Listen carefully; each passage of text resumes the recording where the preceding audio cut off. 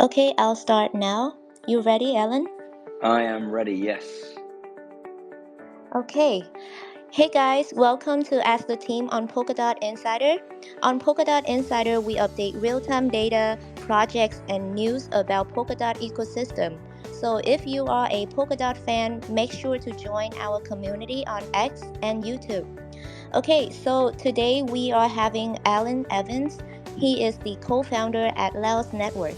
Hi, Hi, how are I'm very you? well, thank you. Very, very pleased to be here. Thank You're you. having a good day. Yeah, so Alan, can you please tell us about yourself, your background, and also a little bit about your journey to join Web3 and LAOS Network? Sure. So my name is Alun. I'm, as you said, the co-founder of LAOS Network. I'm also CEO of Freeverse, which is a blockchain technology company based here in Spain, in Barcelona. I'm from the UK originally, from Wales. And best part of 20 years ago, I moved out to Spain. One of the reasons was the weather, right? So the weather's Okay. nicer over here in Spain than it is over in my home country of Wales, as much as I love it. And I've been jumping around between, I have a PhD in physics, and I've done some work in the academics and research work in the academic field. And then I also co-founded a couple of startups prior to what I'm doing right now. And around about 6 years ago, I received an email from an old colleague of mine, a guy called Tony Mateos, a very intelligent man. He co-founded a technology which became known as Dolby Atmos, the 3D audio technology for cinema. And his previous startup was acquired by Dolby. He has 30 patents to his name, and a super nice guy, a good friend. And he called me about 6 years ago and said, "Alan, I've got an idea." And when Tony has an idea, it's definitely worth listening to him. So I met him down on the beach in Barcelona, and he had fallen in love with the blockchain. He had fallen in love with the blockchain, and particularly with the idea of being able to trade digital goods, particularly in games, right? So Tony was quite a big football fan, and he had this vision of creating a football game that would allow you to be like a real manager. So not really just, play your matches in football against other people, against other players of the game, but also trade your team and manage your team with real money, right? So buying and selling players as if they were real items. And he discovered that through the blockchain you could do this, right? This is a possibility with the blockchain. And we thought that was a good idea. So we went away and founded a company called Freeverse, which was initially a games company. We started making games, again with the vision of the idea of tradable assets in games. That was something that really motivated us. And we launched our first game, which was that football game, and it did fairly well. It got a few thousand users, nothing major, but it definitely proved the concept.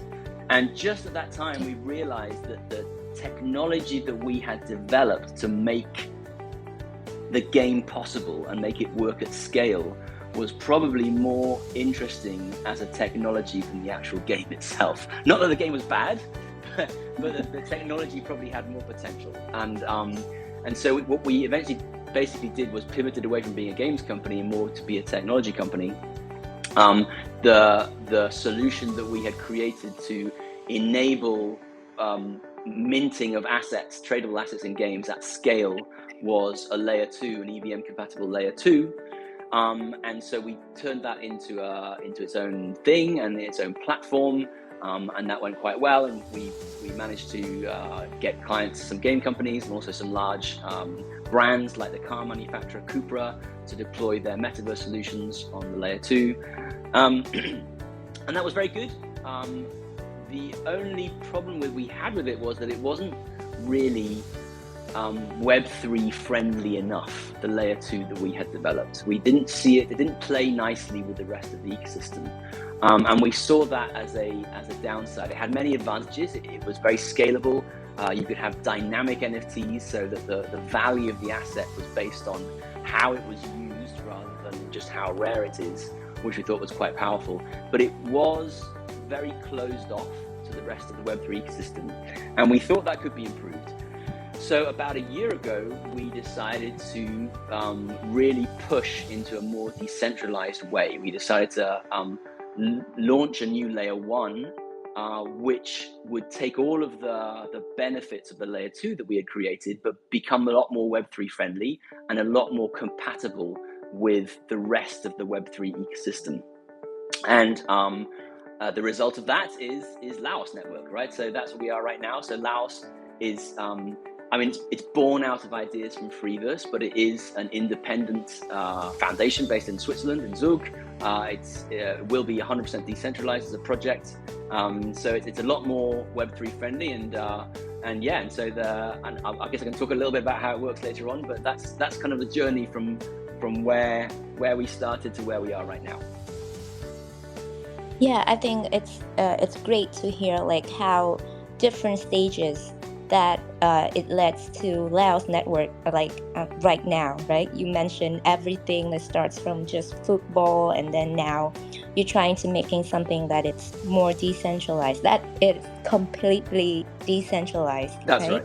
So yeah, I'm excited to know what LAOS Network can do. So please just walk us through the whole project and tell us how it works. Yeah, so one thing we noticed was that even during the bear market of the last, of 2022 and 23, we noticed that 20% of transactions on places like Ethereum and its layer 2s, like Polygon, were actually minting transactions of NFTs, right? Or something similar to NFTs. NFTs, but one of the standards, whether it's 721s or 1155s or whatever.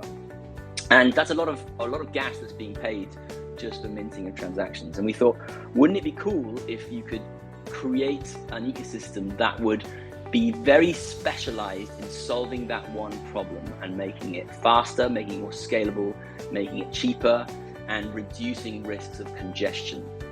And that's kind of what LAOS is all about. LAOS does one thing really at the moment, and it does it very, very well, which is mint assets, right? So there is the concept of ownership doesn't exist on LAOS.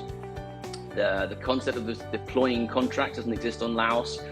DeFi doesn't exist on LAOS. The only thing that LAOS does is mint assets, but it does so in a very unique way, in that it's essentially allows the ownership of those assets to exist on other chains, which is quite a sort of a mind-blowing concept the first time you hear about it. But the concept is, for example, that you could mint an asset on LAOS, right? Let's call it an NFT on LAOS. But the ownership of that asset would be on a different chain, like Ethereum or Polygon or Arbitrum, or right now we support pretty much any other EVM compatible chain. So for the user, the end user, you actually see your token in your MetaMask in Ethereum, for example, but the actual gas fees that were used to mint that token were paid in LAOS. And because LAOS is only dedicated to minting, there's nothing else, it means it's very fast, and it's very scalable, and it means it's very cheap. And so, for example, if you want to mint a token on Ethereum right now, you're going to be paying tens of dollars, how much it is now, I don't know what the current gas price is off by heart. But to mint that exact same token, completely identical functionally to the one you would mint in Ethereum, using LAOS's minting capabilities, you would pay fractions of a cent, right? So you save a lot of money, and more importantly as well, you also reduce the problems with congestion, right? So if we go back to the gaming example, let's imagine you want to mint a token for your game, for every user in your game, and you have 100,000 users. You won't do that on Ethereum because of costs, clearly. You probably would struggle to do it on Polygon. It would cost you some money on Polygon even, and it would probably congest Polygon as well. Whereas on LAOS, you could do that, right? So it opens up these whole new use cases that require minting at scale, without breaking the bank and without risking congestion.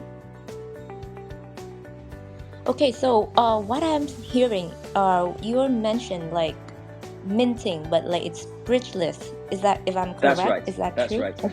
Yeah. So we use one of these. Yeah, Which is it's an interesting concept. Bridges have their purpose. I'm sure many of us will be familiar with bridges. Many of us might have used them in the past. Of course, there are always security issues with bridges. There are some now that are very stable, but there have been some very famous malicious actors taking advantage of holes in bridges in the past, and there's always a little risk there. There is user friction if you want to sort of, transfer currency from one chain to another via a bridge, and it goes into a wrapped currency and etc. It gets complicated. What we do at LAOS is to do what we call bridgeless minting. So we actually use one feature of Polkadot, which is one of the reasons we chose Polkadot actually, was the fact that Polkadot is very, very ahead of the curve in terms of the idea of cross-compatibility and chains speaking to each other, right? So there's the cross-chain messaging system, right, XCM, which is now well understood within the Polkadot ecosystem. And in particular, there's one feature of XCM, which is a proposal, which is the universal location. It's the idea that you could have a single text sentence, if you like, a string, which refers to any consensus system. So you can think of it in the same way that you have on the internet, you have a URL like www.x.com/whatever. The root domain is the www bit, and then beyond, after that first slash, you get the different pages and so on, locations within that URL. And you can think of universal location as something similar, right? So you would have, the root might be the chain, like Ethereum, then the first slash would go to the smart contract, and the second slash might go to the token ID, right? So you're creating you're using a way that you can refer to different consensus systems without bridges, and that's something that we're using in LAOS Network to allow this bridgeless minting. That's great. I mean, and you were mentioned Polkadot, right? And I also want to congratulate you guys on winning an auction. Thank you. The auction slot, yeah, on Polkadot. It's like the next milestones for you guys. So since you are like mentioned Polkadot, so are there any other special traits that you want to share with us while like being on Polkadot? We're huge fans of the dot summer ecosystem generally. Technologically, I think it's been ahead of the curve for a long time. I think one thing that particularly attracted us from when we were looking at building LAOS was the fact with Polkadot you get security from day one, right? You get this battle-tested security from the relay chain, which is super useful. I also think that Polkadot's undergoing many changes now, right? With Gavin's announcement of Jam and so on coming out at Dubai, etc. But I think in many respects, Polkadot has been ahead of the curve, in particularly at a sort of technology level for quite a long time. And one of the comments that we were discussing internally in the office recently was how, you look at the Ethereum ecosystem right now, and you have the Ethereum as this base chain. You have a whole bunch of layer 2s that are specialized on different things, developing their own stuff and posting their roots down to the base chain, which is Ethereum. And when you look at it from afar, it kind of looks a little bit like what Polkadot's been doing with the relay chains and the parachains, right? So you have this relay chain which provides sort of the security and the ground truth, and you have a bunch of parachains that are specialized on their particular application, and they're all using that relay chain as the sort of source of truth, if you like. And Ethereum is kind of going that way in its own kind of organic way, slightly, I think, sort of, at least from a high. Obviously, there are lots of differences, but from a high point of view. So I think we're big fans of Polkadot. We're big fans of that security, and as I mentioned, these concepts of universal location, which is and cross-chain messaging, which are crucial to enabling the bridgeless minting. Those were really the decisions that we took into account when we were looking where to create LAOS and where to deploy LAOS. Yeah, so let's come back to LAOS Network. I want to hear more about the use cases. I guess all the viewers here, they also want to hear it, like specifically if there's any special use cases that you want to point out. Yeah. So as I mentioned, around about 20% of transactions on EVM chains these days are minting transactions. And so the specific use case, the very high level use case, not specific, sorry, not non-specific use case, is to target all of those transactions and offload those transactions from the EVM chains onto LAOS and therefore Polkadot, right? And there are many use cases, but there are three in particular that are worth highlighting. The first is coming back to free versus origins, the idea of gaming. I think Web3 gaming went through a sort of a flaky period maybe in 2022, where a lot of the mainstream gamers got turned off the idea of NFTs as collectibles and investments. But I think now there is a growing realization that actually ownership of your goods in a game is probably a good thing for the player, right? The ability to, the freedom without the obligation of engaging in a Web3 ecosystem, if you like, in a Web3 mechanic that allows you to trade your assets, should you choose to do so, is actually quite a nice thing to have, both as a game and a gamer. So I think we're seeing now a lot more of, we're seeing fewer sort of Web3 games or blockchain games and more Web3 and blockchain in games. So you make a great game, and as a part of it, as an optional part of it, you have this idea of having these tradable assets.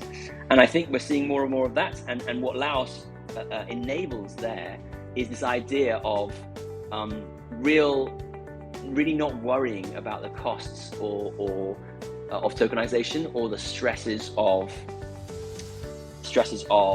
congestion within a chain as well. So for example, I was speaking to one game recently, a fairly small game. They had 10,000 users, and they were discussing how they had promised to airdrop to all of their users an NFT, right, on Polygon on a certain day. And of course, the day came along, and it just so happened that day there was quite a lot of congestion on Polygon because something else was happening with another game. And so the gas fees to even airdrop, 10,000 NFTs were very high, and they couldn't do it because the congestion was very high as well, right? And so you're opening up these new use cases where you can, for example, you can gift, let's take a football manager game, for example, you can gift a whole team of football players to each one of your users of the game, and each one of those players is an NFT, and you can do that without worrying about costs or congestion, right? And that's something that you just wouldn't be able to do right now. And then finally, on the game side, is the idea of dynamic data, right? The idea that the NFTs in your game, the tradable assets in your game, are not just collectibles; they're actually essential parts of the game, and as you play the game, they can be upgraded. Yeah. So again, in the football example, you have a football player that gets fitter and faster and stronger as you train them, right? You get an avatar in an RPG as they level up. That level and those abilities are actually stored on chain as a tradable asset, right? So the value of those assets to other gamers is dependent on how you as a gamer have played with the assets, and not just on how rare those assets are. So I think gaming is one very strong use case. The other one is in real world assets, right? So real world assets is quite a hype word. Yeah, I was mentioning it. Yeah, it's quite a hype word right now, real world assets. In general, not exclusively, but in generally, most real world assets that are tokenized on the blockchain tend to be quite high value real world assets. So things like real estate and mortgages and stuff. And that makes a lot of sense to sort of increase liquidity for these assets that otherwise would be very illiquid or non-liquid. But there are many, many real world assets that make sense to be tokenized on the blockchain if it were possible, right? They don't have to be tokenized, but they make sense. Let's take some examples. Invoices, right? It makes sense to tokenize an invoice on the blockchain, right? And to tokenize the fact that the invoice has been paid. Is it required? No.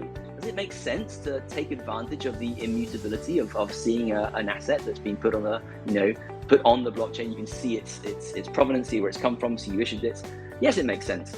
Are you going to pay $50 or whatever it is to mint an invoice on Ethereum tomorrow? No, you're not, right? Unless, because most invoices, you're not going to pay $50 to mint an invoice. But it makes sense that you could do that. Yeah, true. And so LAOS is one use case, whether it's invoices, certificates. We're speaking to real asset providers that are, tokenizing things like grain and food and supply chain and things like that. So I think there are all sorts of these use cases in the real world where you want to have tokenization at massive scale that creates some sort of benefit, but it's something you wouldn't do because of the cost right now. So there's that, and the final use case is indeed with NFT collectibles, right? So they're not perhaps as fashionable as they were a couple of years ago, but they are a use case, and I think they are a good use case. I think collectibles will exist for a while. People collect things in the real world. Now they've started collecting them in the digital world. And so I think there's clearly a use case to mint NFT collections, regular NFT collections with LAOS, to save a lot of money and congestion and risks of congestion with that. So those are three use cases we're looking at right now.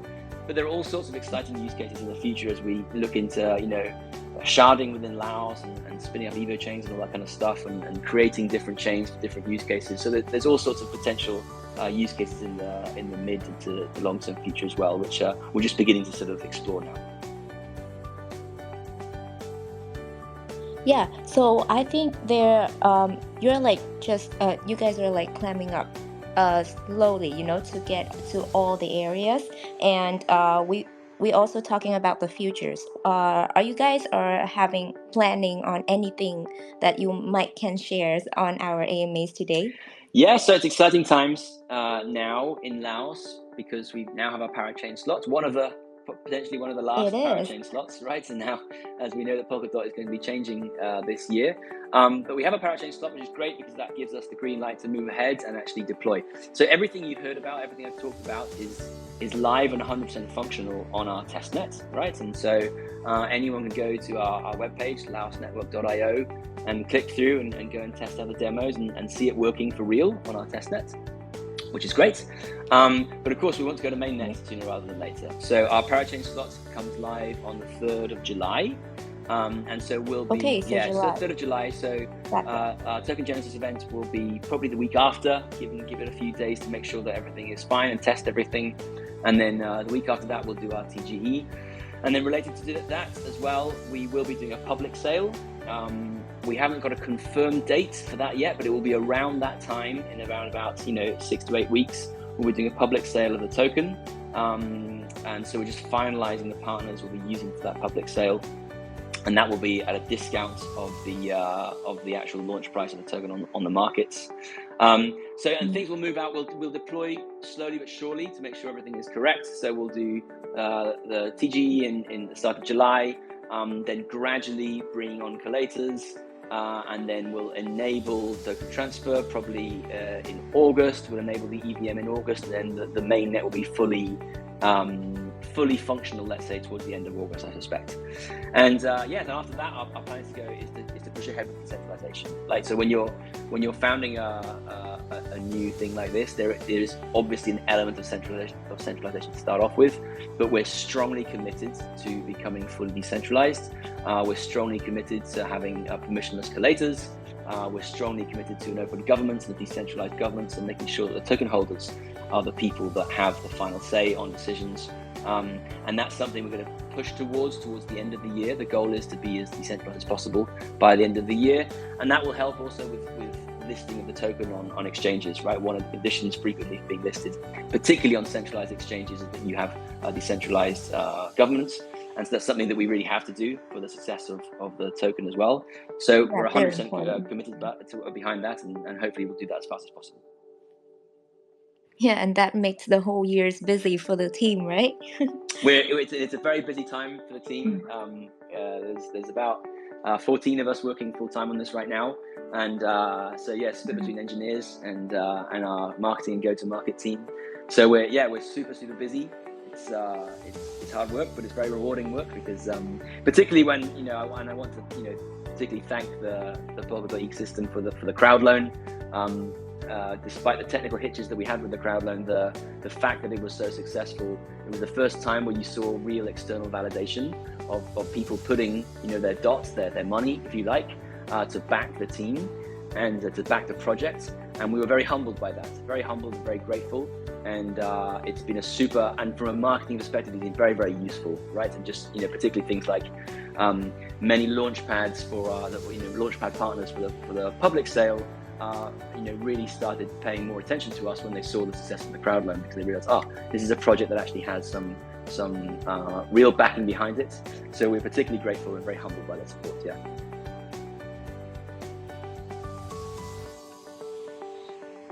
Yeah, that's really great to hear, like the whole roadmap of you guys, and also some of the good things that that drags along the slot auctions, and anything specifically that you guys are expecting from the market. Would you like to share?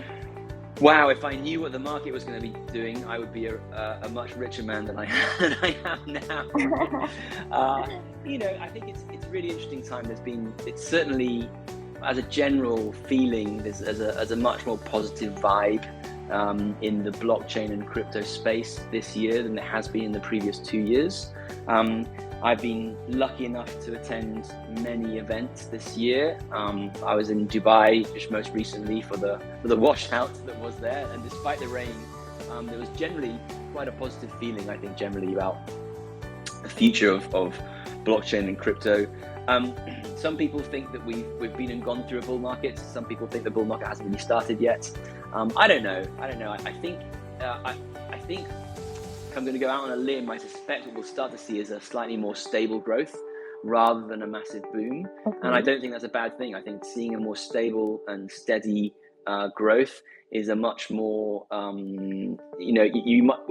think you might not see your 1000x return on your investments if you're buying crypto, but you might see still a fairly good return if you are investing in that field. So I think I'm cautiously positive is the way I put forward the thing I'd say.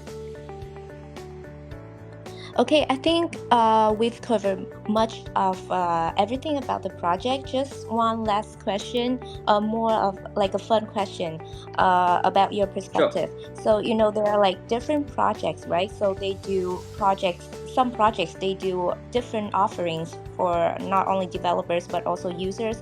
But for you guys, maybe you guys are focusing on one specific area and you guys want to do like all the way with that. So what are your thoughts on it? Like, should you like expand more and further, or you want to like you think that focus on one main point it's better? That's a great question. I think when you're launching a chain like this, you have two focuses. On the one hand, you have a community of token holders, right, who want to be involved with the token for whatever reason. Particularly, I think for governance as well, it's quite important. So you need to be focusing your messaging on that community of token holders. But you also, for the chain to be a success, you need people to build on it. And so our focus, once we've launched the chain and launched the token, our focus is going to be really strongly on getting builders to build, right? And whether that is by hosting hackathons or by attending events. We have a grant program which we're launching to incentivize people to build, creating partnerships. We have several very interesting partnerships in the works with established players that will help drive that utility. So I think focus on building is quite important. I think it is possible to focus on building over different verticals. I think it is possible to focus on gaming and real world assets as two of the principal verticals, with also collectibles in the background as well, which is still going to be a major thing as well. So I think it is possible to focus on different things as long as you're focusing very strongly on builders generally, right? And I think what you'll see from our messaging over the next 6 months as we move and become more decentralized and solve that issue, well, not solve the issue, but like address all of the issues with regards to the token launch, we're going to really kick into focusing very hard on highlighting the benefits of LAOS to builders and getting people to build, because that ultimately is going to be the long-term value of the chain, is having people using it for real utility and bringing them a benefit. So I think that's the focus will be on builders as we go ahead. Yeah, so if aligning to LAOS Network, do you think that you guys might do more verticals in the futures, if possible? Yeah, maybe. I think, again, any vertical where you need to have a very stable and quick way of minting many assets without congestion. I mean, we have all sorts of ideas, like, in the gaming field right now, for example, there is a well, actually, no, let me answer your question. Different verticals. That was the specific question you asked. Yeah. Right now, I don't know. Right now, I don't know. I think it's already quite hard to attack 3 verticals already.